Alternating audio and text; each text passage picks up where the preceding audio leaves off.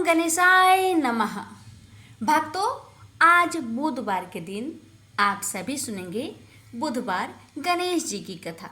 तो गणेश जी महाराज जो विघ्नों को हरते हैं, बुद्धि और समृद्धि का आशीर्वाद देते हैं, जो सच्चे मन से बुधवार का व्रत करते हैं और उनकी कथा को सुनते हैं, उनकी हर मनोकामना अवश्य पूरी होती है। तो आइए सुनते हैं बुधवार की यह दिव्य कथा, जिससे दूर होते हैं सारे संकट और मिलते हैं सुख समृद्धि के वरदान।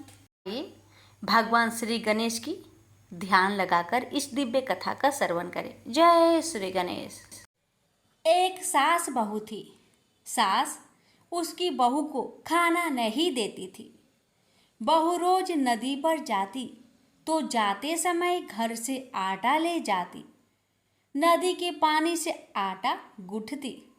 गणेश जी भगवान के मंदिर के दीपक से घी लेती, भोग में से गुड़ लेती, पास के शमशान में बाटी सेकती, बाटी में घी गुड़ मिलाकर चूरमा बनाती और गणेश जी भगवान के भोग लगाकर खुद जीम लेती। ऐसा करते बहुत दिन हो गए। यह देखकर गणेश जी भगवान को बहुत आश्चर्य हुआ और उन्होंने अपने नाक पर उंगली रख ली।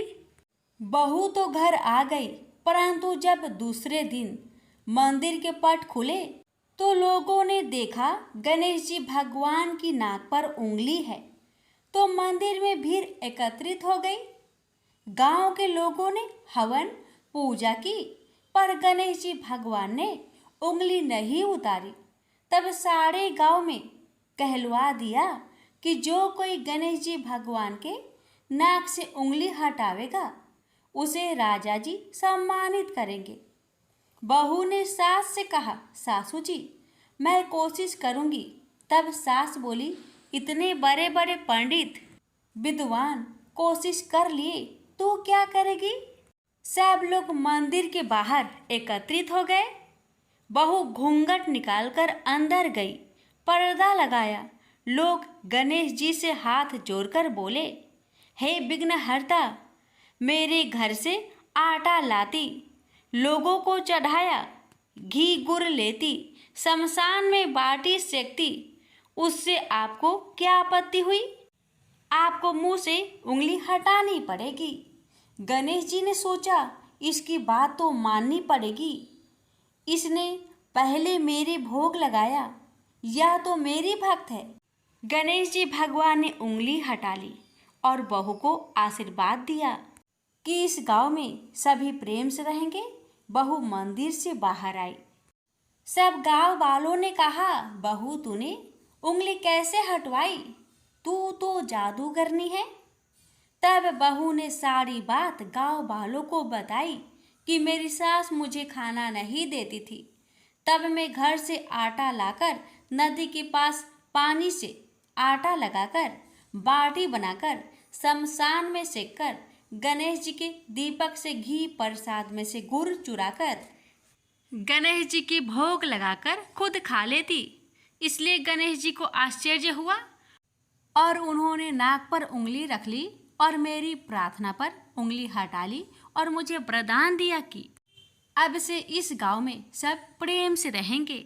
हे गणेश जी भगवान, जैसे बहू का मान बढ़ाया, वैसे जो भक्त आपकी इस कथा को बड़े ही श्रद्धा भाव से श्रवण करे, उन सबका मान बढ़ाना, रक्षा करना, घर में अन्न धन का भंडार भरना। प्रेम से बोलिए गणेश जी महाराज की जय। गणेश भक्त से हमारी निवेदन है कि इस कथा को शेयर अवश्य करें। एक बुढ़िया माई थी, मिट्टी के गणेश जी की पूजा करती थी। रोज बनाए रोज गल जाए। एक सेठ का मकान बन रहा था तो बुढ़िया बोली, पत्थर का गणेश बना दो। मिस्त्री बोले, जितने में हम तेरा पत्थर का गणेश जी करेंगे उतने में अपनी दीवार ना चिनेंगे। बुढ़िया बोली, राम करे तुम्हारी दीवार टेढ़ी हो जाए। अब उनकी दीवार टेढ़ी हो गई। वो चिने और ढा देवे, चिने और ढा देवे। इस तरह करते करते शाम हो गई। शाम को सेठ आया। उसने कहा, आज कुछ भी नहीं किया, मिस्त्री कहने लगे कि एक बुढ़िया आई थी, वो कह रही थी मेरा पत्थर का गणेश कर दो। हमने नहीं करा तो उसने कहा तुम्हारी दीवार टेढ़ी हो जाए, तब से दीवार सीधी नहीं बन रही है। बनाते हैं और ढा देते हैं। सेठ ने बुढ़िया बुलवाई। सेठ ने कहा हम तेरा सोना का गणेश गढ़ देंगे, हमारी दीवार सीधी कर दो। सेठ ने बुढ़िया को सोने का गणेश गढ़ा दिया। सेठ की दीवार सीधी हो गई। जैसे सेठ की दीवार सीधी की, वैसे ही हे भगवान सबकी करना। एक बार गणेश जी एक छोटे से बालक के रूप में एक चम्मच में चावल और दूसरे चम्मच में दूध लेकर निकले। वो हर किसी से कह रहे थे कि कोई मेरे लिए खीर बना दो, कोई मेरे लिए खीर बना दो। एक बुढ़िया माई बैठी हुई थी। उसने कहा ला बेटा, मैं तुम्हारे लिए खीर बना देती हूँ। इतना कहकर बुढ़िया माई अपने कमरे में जाकर छोटे छोटे 2 कटोरी लेकर आती है। तब भेष रूपी गणेश जी कहने लगे दादी माँ, छोटी सी बर्तन से क्या होगा? आपके घर में जो सबसे बड़ा बर्तन हो उसी को लेकर आओ। बुढ़िया माई मुस्कुराकर बच्चे की मन रखने के लिए, उसके खुशी के लिए अपने घर की सबसे बड़ा बर्तन लेकर बाहर आई और बालक गणेश के सामने रख दिया। अब तो बुढ़िया माई की आंखें फटी की फटी रह गई। वह जो थोड़े से चावल थे, 1 चम्मच चावल उस बर्तन में डालते ही बर्तन चावल से भर गया और दूसरे बर्तन में 1 चम्मच का दूध डालने से ही बर्तन दूध से भर गया। ये सब देख बुढ़िया आश्चर्य में पड़ गई। अब इतना होने के बाद भेष रूपी गणेश जी कहते हैं दादी माँ, मैं नहाकर आता हूँ, आप खीर को बनाकर तैयार कर लो। जब बुढ़िया माई बड़े ही प्यार से खीर को बनाया, बूढ़ी माई के पोते पोती खीर खाने के लिए रोने लगे। बुढ़िया ने कहा गणेश जी आपके भोग लगे। इतना कहकर चूल्हे में थोड़ी सी खीर डाली और अपने दोनों बच्चों को कटोरी भर भर कर खीर दे दिया। बूढ़ी माई की पड़ोसन ऊपर से देख रही थी तो बुढ़िया माई ने सोचा ये पड़ोसन जरूर चुगली कर देगी, तो बुढ़िया माई ने उसे भी 1 कटोरा खीर भरकर उसे भी पकड़ा दिया। अब होता है ये कि बेटे की बहू चुपके से आई और 1 कटोरा खीर लेकर बड़े प्रेम से खाई और कटोरा को चक्की के नीचे छुपा दिया। अभी भी गणेश जी नहीं आए थे। बुढ़िया माई को भी भूख लग रही थी। बेचारे वो भी 1 कटोरा खीर भरकर किवाड़ के पीछे बैठकर एक बार फिर कहा हे गणेश जी आपको भोग लगे, ऐसा कहकर खाना शुरू कर दिया। तभी गणेश जी आ गए तो बुढ़िया माई कहने लगी आजा रे गणेशिया, खीर खा लो, मैं आपके ही राह देख रही थी। गणेश जी ने कहा दादी माँ, मैंने खीर पहले ही खा ली है। तो बुढ़िया माई ने कहा कब खाई?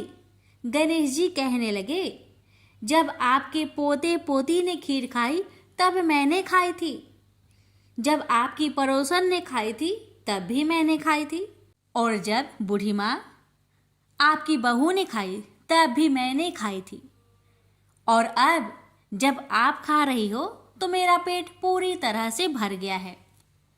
तो बुढ़िया माई कहने लगी बेटा तुम्हारी सब बात सच है, पर मैं कैसे मानूं कि मेरी बहू ने खीर खाई? बेचारी सुबह से काम में लगी रही है, तो फिर उसने कब खाई? गणेश जी ने कहा चक्की के नीचे जाकर देख, जूठा कटोरा पड़ा है जो तेरी बहू ने खाकर छुपा के रखी है, और तूने तो मेरे लिए भोग भी लगाया था और तुम्हारी बहू ने वैसे ही खा गई। बूढ़ी माई ने कहा बेटा यह घर की बात है, घर में ही रहने दो। अब बताओ कि बची हुई खीर का मैं क्या करूं? भेषरूपी गणेश जी ने कहा नगरी जिमा दो। बुढ़िया ने पूरी नगरी जिमा दी, लेकिन फिर भी गणेश जी की कृपा से खीर पूरा की पूरा भरा ही था।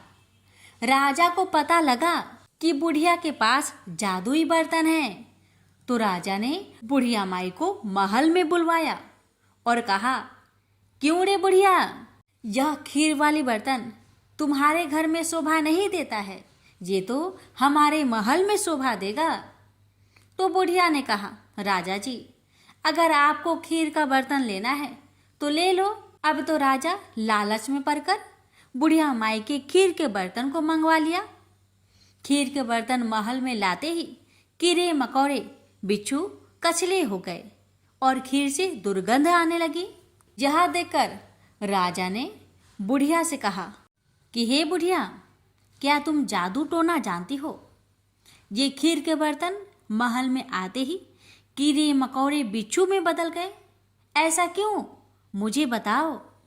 पहले तुम अपने खीर के बर्तन वापस ले लो, फिर मुझे सारी कहानी बताओ। राजा ने जैसे ही वह खीर वाली बर्तन बुढ़िया माई को दिया, वैसे ही बूढ़ी माई के हाथों से लगते ही वह खीर फिर से सुगंधित खीरों में बदल गया।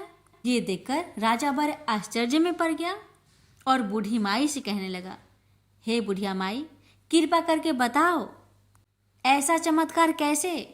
तो बुढ़िया माई ने कहा, हे महाराज, ये बर्तन मुझे गणेश जी ने दिया है और उन्हीं की कृपा से ये खीर के बर्तन खाली नहीं पड़ती।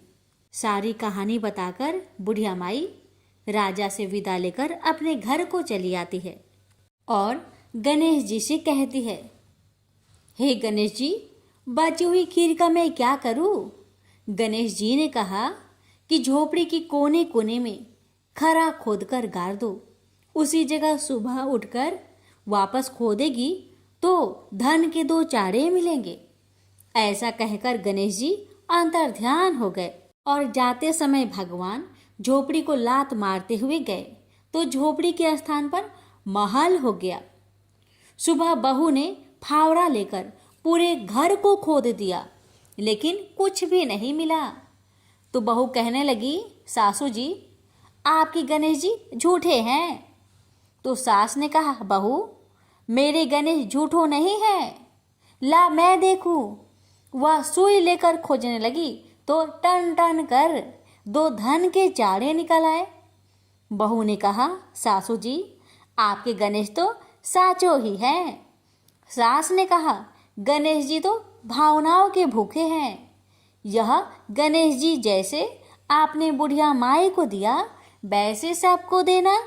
विनायक जी की कहानी कहने वाले, हुक्कार भरने वाले और आसपास के सुनने वाले सबको देना।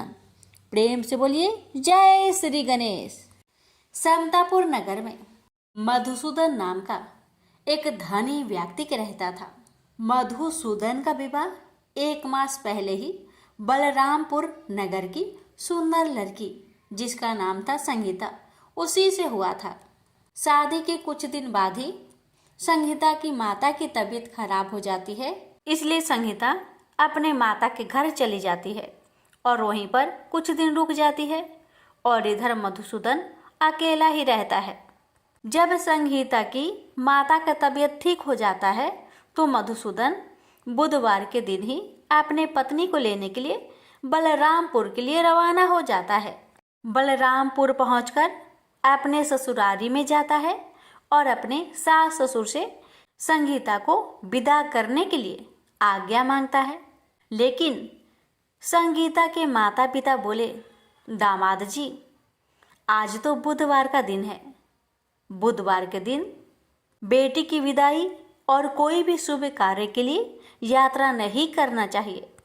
लेकिन मधुसूदन अपने सास ससुर की एक ही बात नहीं माना और जीत पर अड़ गया कि मैं आज ही संगीता को लेकर जाऊंगा और कुछ भी नहीं होगा, आप खुशी खुशी विदा कर दीजिए। अब अपने दामाद के जीत के आगे संगीता के माता पिता हार मान लेते हैं और अपनी बेटिया को विदा कर देते हैं। अब मधुसूदन और संगीता दोनों जन बैलगाड़ी से यात्रा प्रारंभ करते हैं। 2 कोस की यात्रा के बाद ही उसकी गाड़ी का एक पहिया टूट गया। वहाँ से दोनों पैदल ही यात्रा करना शुरू कर देते हैं। और पैदल चलते चलते बेचारी संगीता तो थक जाती है और उसे जोर से प्यास लग जाती है। तो अपने पति से कहती है, सुनिए जी, मुझे बहुत जोर से प्यास लगी है। तो मधुसूदन कहता है, ठीक है, तुम इस पेड़ की छांव में बैठो, मैं देखता हूँ आसपास में कहीं अगर पानी मिल जाए तो मैं लेकर आता हूँ, तुम यहाँ से कहीं जाना मत। इतना कहकर मधुसूदन पानी ढूंढने के लिए चल दिया। थोड़ी देर इधर उधर ढूंढने के बाद मधुसूदन को कहीं से जल मिल जाता है और वह जल लेकर वापस उसी जगह में आता है जहाँ उसकी पत्नी पेड़ के नीचे छांव में बैठी हुई थी। मगर ये क्या, वह बहुत हैरान हो जाता है क्योंकि उसकी पत्नी के पास उसी की शक्ल का एक आदमी बैठा हुआ था और संगीता उस आदमी की दी हुई पानी को पी रही थी। ये देखकर मधुसूदन चौंक गया।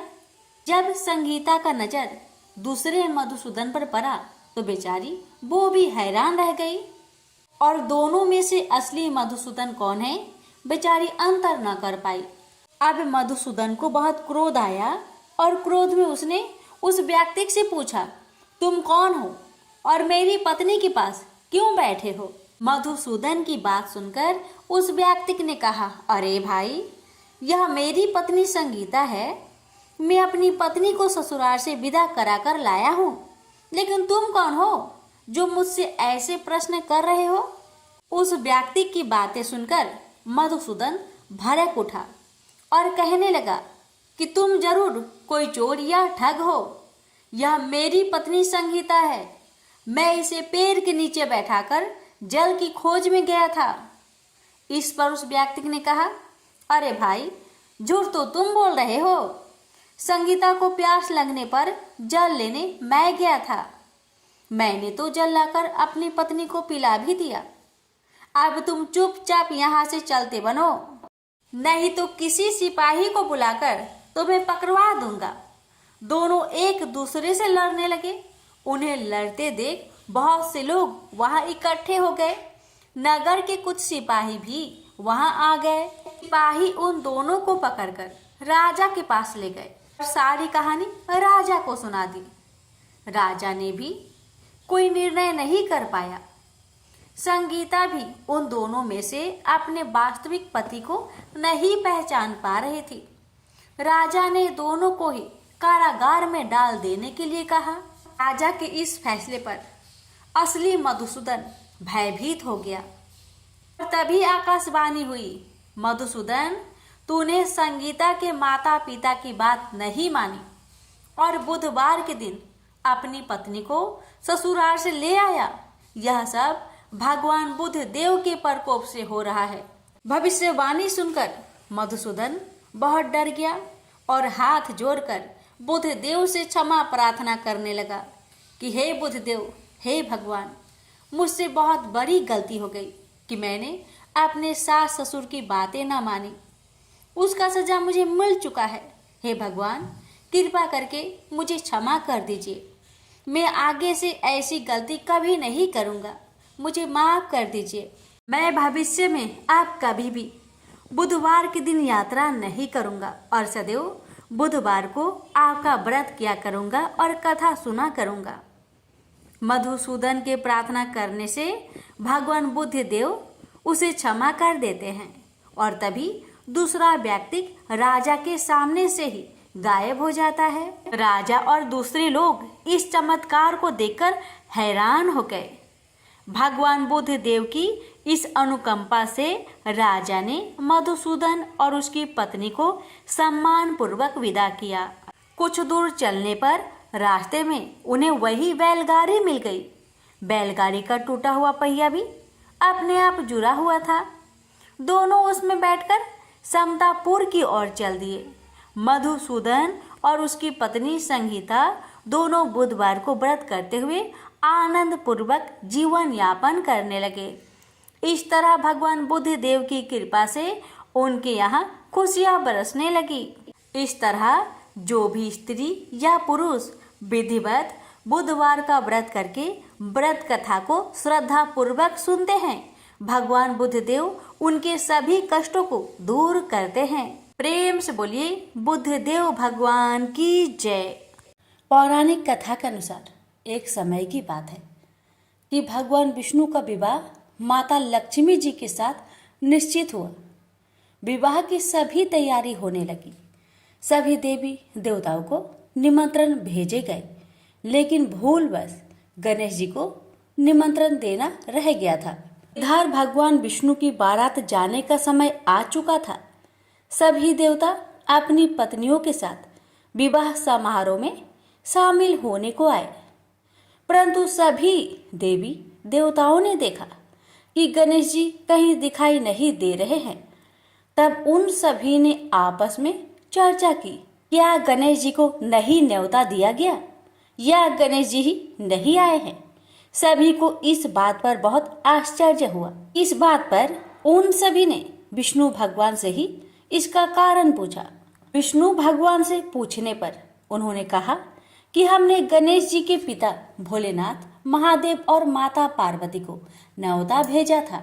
यदि गणेश जी अपने पिता के साथ आना चाहते तो आ जाते, अलग से उन्हें न्योता देने की कोई आवश्यकता भी नहीं थी। दूसरी बात यह है, उनको खाने में 1.25 मन मूंग, 1.25 मन चावल, 1.25 मन घी और 1.25 मन लड्डू का भोजन चाहिए। यदि गणेश जी नहीं आएंगे तो कोई बात नहीं, दूसरे के घर जाकर इतना सारा खाना पीना अच्छा भी नहीं लगता। इतना वार्ता कर ही रहे थे कि किसी एक ने सुझाव दिया, यदि गणेश जी आते तो उनको द्वारपाल बनाकर बैठा सकते थे कि आप घर की याद रखना। आप तो चूहे पर बैठकर धीरे धीरे चलोगे तो बारात में बहुत पीछे रह जाओगे। यह सुझाव सबको पसंद आ गया, तो फिर विष्णु भगवान ने भी अपनी सहमति दे दी।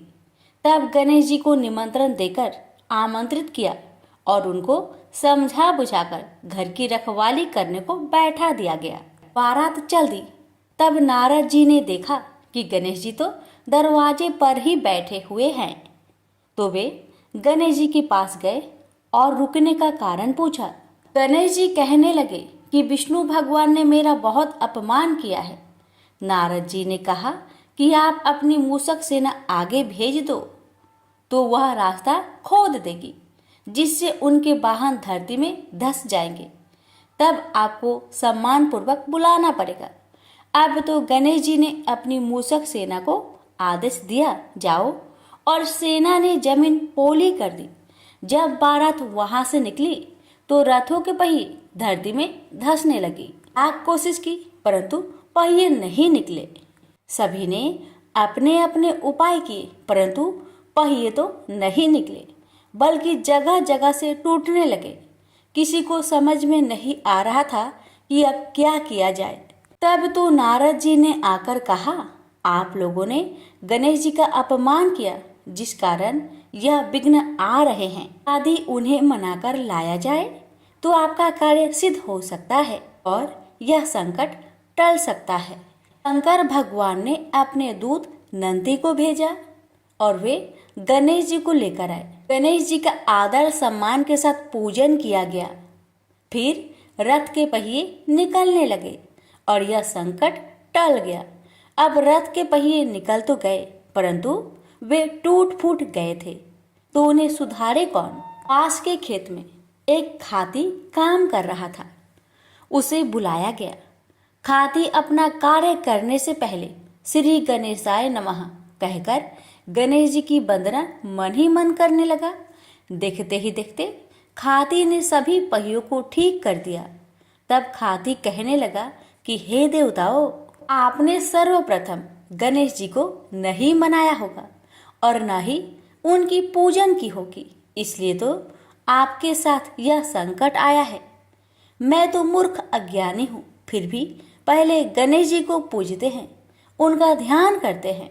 आप लोग तो देवगण हैं, फिर भी आप गणेश जी को कैसे भूल गए। अब आप लोग भगवान श्री गणेश जी की जय बोलकर जाए तो आपके सब काम बन जाएंगे और कोई संकट भी नहीं आएगा। ऐसा कहते हुए बारात वहां से चल दी और विष्णु भगवान का लक्ष्मी जी के साथ विवाह संपन्न करा के सभी सकुशल घर लौट आए। हे गणेश जी महाराज, आपने विष्णु को जैसा कारज सरियो, ऐसा कारज सबको सिद्ध करिजो। बोलिए गजानन भगवान की जय। बहुत समय पहले की बात है। किसी गांव के बाहर एक बरगद का पेड़ था, जिसके पास ही गणेश जी का एक छोटा सा मंदिर था। गांव में और मंदिर नहीं थे, इसलिए सब लोग इसी मंदिर में आकर पूजा किया करते थे। गांव में एक भिखारी भी रहता था। भीख मांगना ही उसका काम था। गांव छोटा सा था। भिखारी को काफी भीख नहीं मिलती थी, इसलिए यह और कोई उपाय न देखकर मंदिर के दरवाजे पर बैठने लगा। सोचने लगा कि लोग यहाँ धर्म करने आते हैं और नहीं तो सही पेट भरने लायक भीख तो मिल जाया करेगी। भिखारी दिन भर मंदिर के दरवाजे पर बैठा रहता और जब वहां किसी को आते देखता तो शिव शिव रटने लगता। इस तरह बेचारा दिन भर गणेश जी और शिव जी का नाम जपता रहता था, मगर शाम तक उसे भीख मिलती थी। फिर 2-4 मुट्ठी अन्न और कुछ फल मूल और कभी कभी 4-6 पैसे मिलते थे। हालांकि इतनी थोड़ी आमदनी से किसी की गुजर कैसे हो सकती है। फिर भिखारी को अपना ही नहीं बल्कि अपनी बेटी की भी चिंता करनी पड़ती थी। उसकी बेटी का नाम था कमला और वह बड़ी चतुर और बड़ी समझदार थी, मगर चतुराई और समझदारी से तो पेट की आग नहीं बुझती, उसे तो भोजन चाहिए। इसलिए कमला कभी कभी अपने बाप को भोजन पाने के लिए तंग करने लगती थी। उस वक्त भिखारी के दिल पर बड़ी चोट लगती, उसकी आंखें भर आती थी। वह चिंता के समुद्र में डूब उतरने लगता था। गर्मी के दिन थे, दोपहर का समय था। ऊपर आसमान और नीचे धरती धक धक जल रही थी। चारों तरफ सन्नाटा छा रहा था। ऐसे ही समय में महादेव पार्वती लोगों का सुख दुख देखने इस संसार में आए। चलते चलते वे उसी गांव में पहुंचे और गणेश जी के मंदिर के सामने से निकले। भिखारी उन्हें आते देख ओम नमः शिवाय, ओम नमः शिवाय की रटना रटने लगा। भिखारी की यह हालत देख पार्वती जी को बड़ी दया आई। उन्होंने महादेव जी से कहा, भगवान इस भिखारी की तरफ भी तो देखिए, बेचारा कितना दुखी है। देखिए तो कितने प्रेम से आपका नाम जप रहा है और आप भगवान कितने कठोर है। आपको क्या इस भिखारी पर दया नहीं आई? मैंने सुना था कि लोग बड़े पापी हो गए हैं, वो देवताओं का पूजा नहीं करते, मगर नहीं, आज मुझे मालूम हुआ कि इसमें उनका कोई अपराध नहीं, सब तो देवताओं का अपराध ही है। आप इसी भिखारी को ले लीजिए। बेचारा को आपका नाम लेते लेते बरसों बीत गए, इतने पर भी अभागा पेट भर भोजन तक नहीं पाता। जब देवता ही ऐसे कठोर हो जाएंगे तब कोई काहे उनकी पूजा करेगा। महादेव जी को पार्वती जी की बात लग गई। भगवान बोले, देवी आप असल बात क्या है नहीं जानती और आप जान भी नहीं सकती, क्योंकि आपका हृदय ही इतना कोमल है कि मैं कहता हूँ देवी आप जिद ना करें, जो हो रहा है उसे होने दीजिए। देवी ने एक ना सुना तो भगवान ने कहा, ठीक है तो मैं आज इस भिखारी के लिए कुछ बंदोबस्त करा देता हूँ, जिससे इस भिखारी का दुख दूर हो जाएगा। इतना कहकर महादेव जी पार्वती जी के साथ मंदिर में पहुँचे। माता पिता को आते देख गणेश जी उठकर खड़े हो गए। उन्होंने बड़े प्रेम से माता पिता को प्रणाम किया। महादेव जी ने गणेश जी को आशीर्वाद दिया और कहा, देखो बेटा, यह भिखारी बरसों से तुम्हारे द्वार पर बैठा है, मेरा नाम जपा करता है, मगर तुमने अब तक इस पर दया क्यों नहीं किया? अब ऐसा कुछ उपाय करो जिससे इस बेचारे का दुख दूर हो जाए। गणेश जी ने हाथ जोड़कर उत्तर दिया, अच्छी बात है पिताजी, 7 दिन के भीतर उसका दुख दूर हो जाएगा, उसे कहीं न कहीं से 2 लाख रुपए मिल जाएंगे। गणेश जी का उत्तर सुनकर महादेव पार्वती आगे को चल गए। इसी समय एक बनिया मंदिर में पूजा करने आया था। वह आड़ में छिपा छिपा महादेव जी और गणेश जी की बातें सुन रहा था। उसने सोचा, ये तो बहुत अच्छा मौका है, यदि थोड़ी चतुराई से काम लूं तो सहज ही 2 लाख का मालिक मैं हो सकता हूँ। बस वह बड़ी खुशी से भिखारी के सामने पहुंचा और उसे प्रणाम कर एक तरफ बैठ गया। भिखारी को आज तक किसी ने प्रणाम नहीं किया था, न कोई उसके पास आकर बैठा ही था। बनिए की इस काम से भिखारी ने समझा कि यह बेशक कोई भला मानुष है। वह मन ही मन प्रसन्न हुआ और बनिए से बोला, बाबा आप बहुत दयालु जान पड़ते हैं, कहिए मेरे पास आने की कृपा क्यों कर हुई? आप नहीं जानते मैं एक गरीब भिखारी हूँ। बनिए को तो अपना मतलब गांठना था। मीठेपन से बोला, आप भिखारी है? कौन कहता है कि आप भिखारी है? मुझे अच्छी तरह मालूम है कि आप एक पहुंचे हुए महात्मा हैं और आपके दर्शन से लोगों के पाप दूर हो जाते हैं। मैं भी आपके दर्शन करने चला आया हूँ। मुझे आपसे कुछ पूछना है, यदि आज्ञा दो तो पूछो? भिखारी खुशी से बोला, पूछिए। बनिया बोला, भला दिन भर आपको कितनी भीख मिल जाती है? भिखारी बोला, भाई मिलने की क्यों पूछते हो, यहाँ तो पेट की भी लाले पड़े रहते हैं। रोजाना 2-4 मुट्ठी अन्न मिल जाता है, कभी 2-4 पैसे भी मिल जाते हैं, किसी तरह दिन काट लेता हूँ। बनिया कहने लगा, राम राम, आप जैसे महात्मा और यह कष्ट, इस गांव के आदमी भी क्या आदमी हैं? आपकी थोड़ी सी सहायता नहीं कर सकते?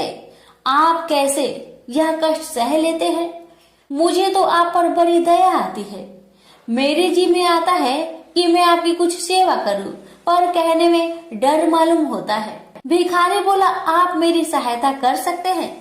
अब बनिया हंसते हुए बोला, मेरी इतनी हैसियत कहाँ है जो आपकी कुछ सेवा कर सकूं? मगर एक बात है, आज से 7 दिन तक आपको जो कुछ भी मिले वह मुझे दे दीजिए, बदले में आपको मैं 100 रुपया दे दूंगा। 100 रुपये के नाम सुनते ही भिखारी मारे खुशी के उछल पड़ा।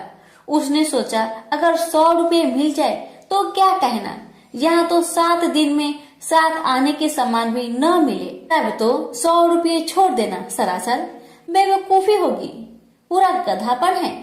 मगर इसी समय उसे लड़की की ख्याल आ गई। उसने सोचा, अगर मैं 100 रुपया लेकर घर पहुंचा और मेरी बिटिया रानी गुस्सा करने लगी तो पहले मैं उसकी सलाह ले लेता हूँ। बस यही विचार में आते ही उसने बनिए को जवाब दिया, आपने मुझ पर बड़ी कृपा की, मगर मैं अभी कुछ नहीं कह सकता, सोच विचार करके कल कहूँगा। जब बनिया चला गया तब भिखारी ने अपनी बिटिया को बुलाया और उससे सब हाल कह सुनाया। चतुर बिटिया कमला ने फौरन समझ गई कि इसमें जरूर कोई बनिए की शैतानी है। उसने पिता से कहा, बनिया बिना फायदे के क्यों 100 रुपये देने चला? खैर कोई बात नहीं पिताजी, मैं कल उस बनिए से बातें तय कर लूंगी, मगर आप बीच में कुछ ना बोलना। उधर बनिए का बुरा हाल था। रात भर उसके पेट में चूहे उछलते रहे। बड़ी मुश्किल से सवेरा हुआ, बनिए की जान में जान आई। वह हाथ मुंह धोते ही भिखारी के पास आ पहुंचा और छूटते ही बोला, क्या विचार किया आपने? कमला भी बनिए से निपटने को तैयार बैठी थी। बनिए की बात सुनते ही उसने जवाब दिया, सेठ जी हम लोगों ने विचार किया, भला 100 रुपये में क्या होता है, इतना सस्ता सौदा होना मुश्किल है, माफ कीजिए। कमला का उत्तर सुनते ही बनिए पर मानो बिजली गिर पड़ी। पर लाख रुपए के लालच छोड़ना भी कठिन था। वह 200 रुपए देने को राजी हो गया। अब तो कमला का संदेह और भी पक्की हो गया। वह समझ गई कि बनिया जरूर किसी भारी लाभ के लिए ही इतने रुपए देना चाहता है। उसने जवाब दिया, सेठ जी इतना सस्ता सौदा और कहीं होता होगा? 100 दो, 100 या 1000 दो, 1000 में तो होता ही क्या है। जो चीज आप कौड़ियों में मोल खरीदना चाहते हैं वह लाख रुपए में भी सस्ती है। यह सुनकर बनिया बहुत घबराया, परंतु उसने अपनी कोशिश जारी रखी। मारे लोभ के वह अंधा हो रहा था। उसको लोभ का भूत सवार हो गया था। उसने 100 दो, 100 से बढ़कर अंत में 50,000 लगा दिए। अब कमला ने सोचा, इतने रुपए थोड़े नहीं होते। अब बिटिया कमला ने सोचा, इतने बड़े रकम को छोड़ना ठीक नहीं है। उसने बनिए से कहा, खैर आप नहीं मानते तो मैं ही आपकी बात मान लेती हूँ, मगर शर्त यह है कि रुपए अभी मिलने चाहिए। ये शर्तें मंजूर करने में बनिए को क्या उजर थी। वह खुशी खुशी घर लौटा उसने सोचा 50,000 रुपए देकर 1 लाख लेना कुछ बुरा नहीं है। 2 लाख न सही 1.5 लाख मालिक तो बन ही जाऊंगा। आहा, मेरी तकदीर भी कितनी चोखी है। 7 ही दिन में 50,000 का लाभ हो गया। उसने घर आते ही भिखारी के पास 50,000 रुपए भेज दिए। अब बनिया हर रोज भिखारी के पास आता और उसकी दिन भर की भीख घर ले आता। इस तरह 6 दिन बीत गए। अब तो बनिए को बड़ी फिक्र हुई। 7वें दिन वह फिर गणेश जी के मंदिर में पहुंचा। उसने देखा कि आज फिर महादेव पार्वती मंदिर में पधारे हैं। बस वह दीवार से कान सटा उनकी बातें सुनने लगा। मगर यह क्या, उसका कान दीवार में चिपक गया। उसने कान छुड़ाने की बहुत कोशिश की पर कान टसमस न हुआ। तब वह दाहिने हाथ की सहायता से कान छुड़ाने लगा। इतने में हाथ भी दीवार में चिपक गया। इधर महादेव जी ने गणेश जी से पूछा, बेटा इस भिखारी के लिए कुछ इंतजाम हुआ है? गणेश जी बोले, जी हाँ, उसे 50,000 रुपए तो दिलवा दिए हैं। बाकी के लिए बनिए को दीवार से चिपका कर रखा है। यह बनिया बड़ा लोभी कंजूस है। इसने गरीबों से एक एक के 4-4 वसूल कर अपना घर बनाया है। रुपए वसूल करने में इसने गरीबी पर दया नहीं की। उनके बच्चे भूखे मरते रहे पर इसने 4 रुपए वसूल करके भी संतोष नहीं किया। इस तरह इसने 1 लाख रुपए से अपनी तिजोरी भर ली है। गरीबों के माल से यह सुख नहीं उठा सकता। अब जब तक यह भिखारी को बाकी 50,000 रुपए न देगा तब तक दीवार से चिपका रहेगा। गणेश जी की बातें सुनकर बनिए ने अपना माथा को पीट लिया। इसकी आंखें में आंसू बरसने लगे। जब उसने घर से 50,000 रुपए मंगवाया और भिखारी को दे दिए तब कहीं दीवार से उसका पीछा छूटा। से बोलिए गणेश भगवान की जय, उमापति शंकर भगवान की जय। जब परशुराम ने अपनी प्रतिज्ञा के अनुसार पृथ्वी को क्षत्रियों से रहित कर दिया था तब वे अपने गुरु भूतनाथ के चरणों में प्रणाम करने और गुरु पत्नी अम्बा तथा उनके नारायण तुल्य दोनों गुरुपुत्र कार्तिकेय और गणनायक को देखने की लालसा से कैलाश पहुँचे। वहाँ उन्होंने अत्यंत अद्भुत कैलाशपुरी का दर्शन किया। अपने गुरु की उस दिव्य पुरी के दर्शन कर उनका नंदन आनंद विभोर हो गए। फिर उन्होंने शिव का 15 योजन ऊंचा और 4 योजन विस्तृत अत्यंत सुंदर आश्रम देखा। परशुराम वहाँ सबसे मिले और उन्होंने सबसे बात की।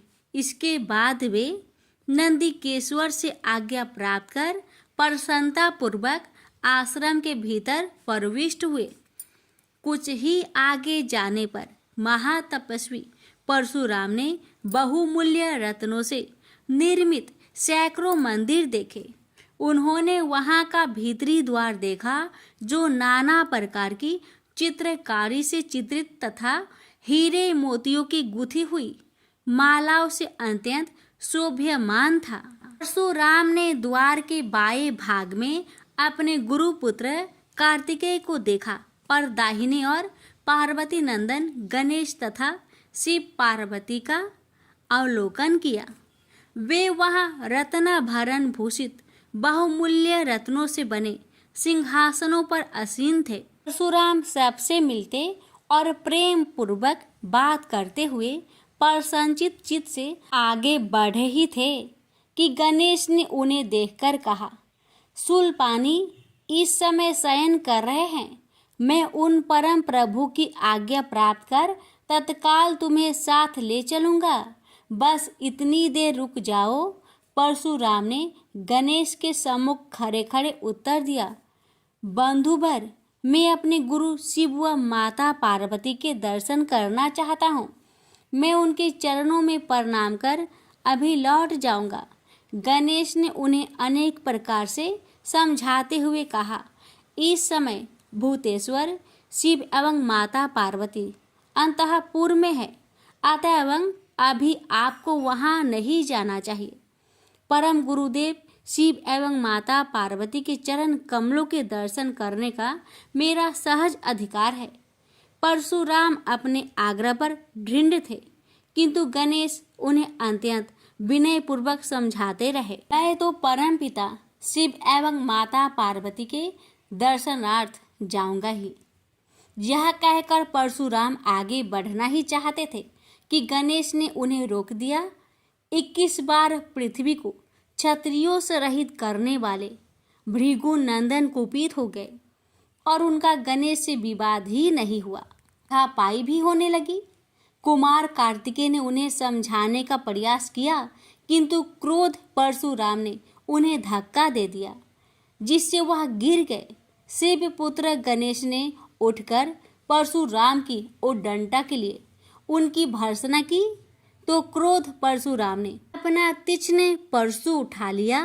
तब गणेश ने अपनी सूंड बढ़ाकर उन्हें उसमें लपेट लिया और घुमाने लगे। गणेश की सूंड में लिपटे परशुराम सर्वथा असहाय और निरुपाय थे। गणेश के योग बल से परशुराम स्तंभित रह गए। गणेश ने परशुराम को सप्तद्वीप, सप्त पर्वत, सप्त सागर, भूलोक, स्वर्गलोक, जनलोक, ध्रुवलोक, गौरीलोक और शंभुलोक में घुमाते हुए समुद्र में फेंक दिया। परशुराम समुद्र में तैरने लगे तो निरामयी गणनाथ ने उन्हें पुनः अपनी सूंड में उठा लिया और घुमाते हुए बैकुंठ धाम दिखाकर गोलोक धाम का दर्शन करा दिया। वहां परशुराम ने मंद मंद मुस्कुराते हुए बंसी विभूषित नवनीरद श्री कृष्ण के साथ रासवेड़ी राधा का दर्शन किया, तो वे बार बार उनके मंगलमयी चरण कमलों में प्रणाम करने लगे। कुछ देर बाद परशुराम सचेत होकर पृथ्वी पर गिर पड़े। समय उनका प्रतिवादी मुख स्तंभ गणेश जी द्वारा किया हुआ स्तंभन भी दूर हो गया। तब उन्होंने अपने अभीष्ट देवता श्री कृष्ण के जगत गुरु शिव द्वारा प्रदत्त परम दुर्लभ स्रोत एवं कवच का स्मरण किया और संपूर्ण शक्ति से सूर्य की प्रभा के तुल्य तीक्ष्णतम अपने परशु से गौरी नंदन पर प्रहार कर दिया। गणेश ने अपने परम पूज्य पिता के अमोघ अस्त्र का सम्मान करने के लिए उसे अपने बाएं दांत से पकड़ लिया। शिव शक्ति के प्रभाव से वह तेजस्वी परशु गणेश के बाएं दांत को समूल काट कर पुनः रेणु का पुत्र परशुराम के हाथ में लौट आया। गणेश का दांत टूटते ही भयानक गर्जना हुई और रक्त का फवारा फूट पड़ा। मुंह से निकलकर रक्त से सना दांत भूतल पर गिर पड़ा। उस समय धरित्री कांप उठी। यह दृश्य कार्तिकेय, क्षेत्रपाल आदि पार्षद तथा शून्य में देवगण अत्यंत भयभीत होकर हाय हाय करने लगे। कैलाशवासी डर से मूर्छित हो गए। निंद्रापति सुधत्मा शिव की निंद्रा भंग हुई। बेटा यह क्या हुआ? दौड़ी हुई पार्वती आई तो उन्होंने अपने पुत्र गणेश के टूटे दांत तथा रक्त से सने हुए मुंह को देखा और देखा कि उनके हृदय खंड गणेश क्रोध शून्य परम शांत लज्जा से सिर झुकाए खड़े हैं। अत्यंत व्याकुल होकर उन्होंने स्कंद से पूछा, क्या बात है? यह कैसे हुआ? स्कंद द्वारा संपूर्ण वृत्तांत सुनकर पार्वती अत्यंत क्रोध हुई और अपने प्रिय पुत्र गणेश जी को सीने से लगाकर रोती हुई शिव से बोली, मेरे पुत्र गणेश और आपके शिष्य परशुराम में किसका दोष है? आप ही निर्णय करें। फिर माता पार्वती ने अपने सम्मुख परशुराम को शिव के प्रमोदक द्वारा चरण कमलों की निर्भयता पूर्वक सेवा करते हुए देखकर कहा, हे महाभाग राम, तुम योगियों के गुरु देवाधिदेव महादेव के शिष्य हो। तुम शुद्ध मन वाले हो। तुम्हारी अशुद्धता का कारण मेरी समझ में नहीं आ रहा। तुमने करुणामय गुरु से अमोघ परशु प्राप्त कर पहले तो उसकी क्षत्रिय जाति पर परीक्षा की और अब गुरु पुत्र पर परीक्षा की है। श्रुति गुरु दक्षिणा देने का निर्देश करती है और तुमने अत्यंत निर्दयता पूर्वक गुरुपुत्र का समूल एक दांत ही नष्ट कर दिया। अब इसका सिर भी काट डालो। चरमता का अमोघ परशु प्राप्त कर ले तो क्षुद्र श्रृंगाल भी वनराज को मार सकता है। इतना कहकर क्रोध से भगवती पार्वती परशुराम को मारने के लिए प्रस्तुत हो गई।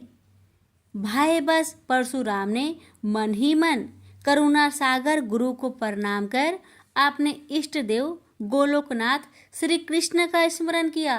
तभी पार्वती ने अपने सम्मुख एक बौने ब्राह्मण बालक को देखा।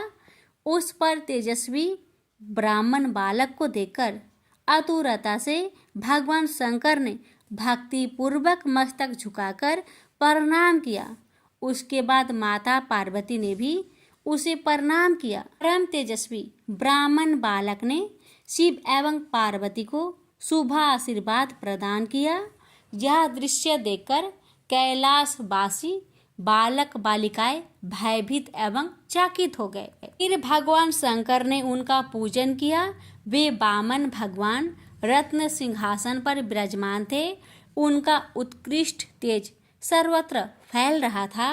भगवान शंकर ने मधुर शब्दों में कहा, आज मेरा परम सौभाग्य है जो आपने कृपा पूर्वक मेरे यहाँ पधार कर मुझे सेवा का अवसर प्रदान किया है। सुतोष शिव की मधुर वाणी से प्रसन्न होकर ब्राह्मण बाल रूपी स्वयं श्री हरि ने गंभीर स्वर में कहा, आप लोग की वर्तमान स्थिति जानकर मैं श्वेत द्वीप से आ रहा हूँ।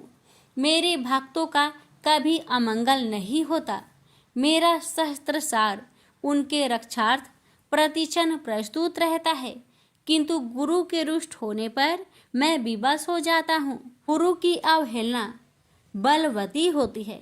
विद्या और मंत्र प्रदान करने वाला गुरु अभिष्ट देव से 100 गुना श्रेष्ठ है।